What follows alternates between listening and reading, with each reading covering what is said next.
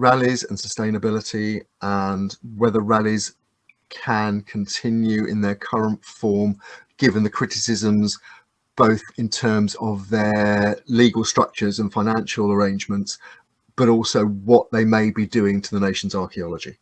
In terms of, you know, as we said, in the worst cases, completing the strip mining of parts of the country of antiquities in the ground, with no compulsion to report, so that data is lost forever.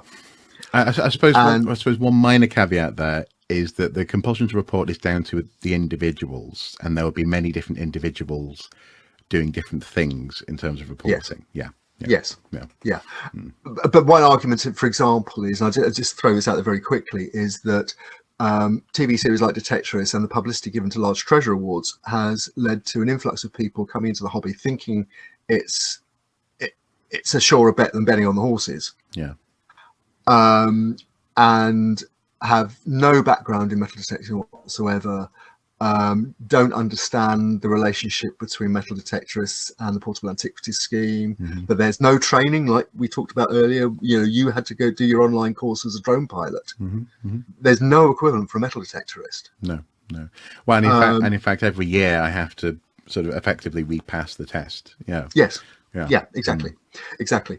And yeah, as I say, even people within metal detecting think that the situation isn't sustainable, and Jason Price certainly thinks the situation isn't sustainable, because in conclusion, what he told me was, and I'm quoting again, "I can see regulation coming where rallies have to be within clubs and a fines liaison officer on site and archaeological attendants as well.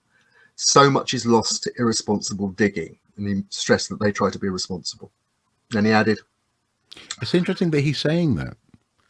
Oh yeah, because often the word you get, from the community, often the word you get is there's only a few bad apples, a few bad actors. He's saying so much is lost too.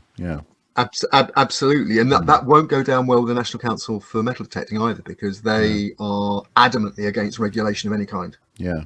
Beyond what we've already got. And in fact, they have a fighting fund to fight treasure cases where they argue that the Treasure Valuation Committee and the Portable Antiquity Scheme will be overextending their remit to try and make more things classified as treasure than subject to the Treasure Act than already are. So he said that he argued that he could see regulation coming, and he said he's not that comes, that's not just his own opinion, it comes from discussions with colleagues. And then he added of Just Detect UK, he'd already told me that this year's rally was probably the last one in its current form. And then he said, quote, "Just Detect UK is too big, and some groups are even bigger, much bigger, with folk turning up simply to take away a gold coin or artifact, without proper thought for items to be being recorded.